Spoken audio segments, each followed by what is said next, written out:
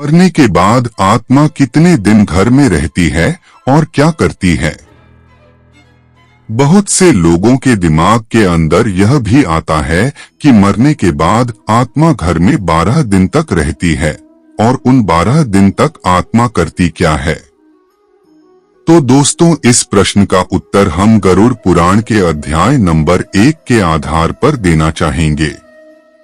मित्रों, वीडियो शुरू करने से पहले आपसे एक ही निवेदन है कि मेरे चैनल को सब्सक्राइब अवश्य कर लीजिएगा। ऐसे ही ज्ञान की बात जानने के लिए गरुड़ पुराण यह कहता है कि कर्मफल का नाश सैकड़ों वर्ष बीत जाने के बाद भी नहीं होता है। यदि आत्मा को पिंड दान नहीं किया जाएगा तो उसका प्रेत शरीर कैसे बनेगा, और शरीर ही नहीं बनेगा तो वह कर्मफल कैसे भोगेगा। और जब कर्मफल ही नहीं भूल पाएगा तो उसको मनुष्य जीवन नहीं मिल पाएगा और दुखी होकर इस संसार में भटकता फिरेगा। कहने का मतलब है कि मरने के बाद 12 दिन प्रेत घर में रहता है और उसके बाद उसे एक टेम्परेरी शरीर प्राप्त हो जाता है।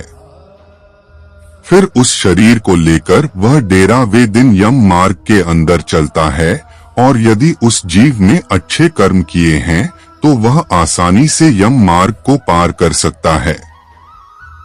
लेकिन यदि उसने अच्छे कर्म नहीं किए तो यम मार्ग में उसे बहुत पीड़ा का सामना करना पड़ता है।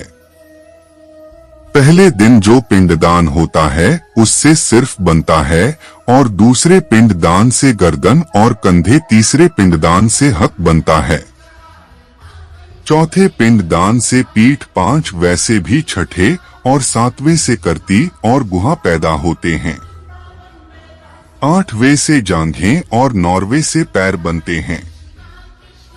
इन सब के अलावा 10वें दान से पेट की भूख और प्यास दोनों जाग जाती हैं।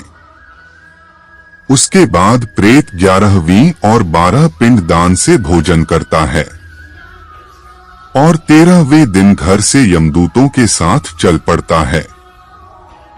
यमपुरी को जाने के लिए आत्मा को रास्ते के अंदर आने वाले 16 पूर्व को पार करना पड़ता है। इस दौरान यदि वह जी पापी है तो उसे बहुत अधिक यातनाओं का सामना करना पड़ता है।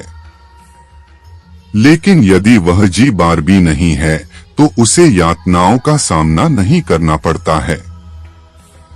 यम इन सब के अलावा जब आत्मा यमलोक में पहुंच जाती है तो उसके बाद उसे यहाँ टेम्परेरी शरीर को छोड़ देना होता है। ऐसा गरुड़ पुराण के अंदर उल्लेख मिलता है।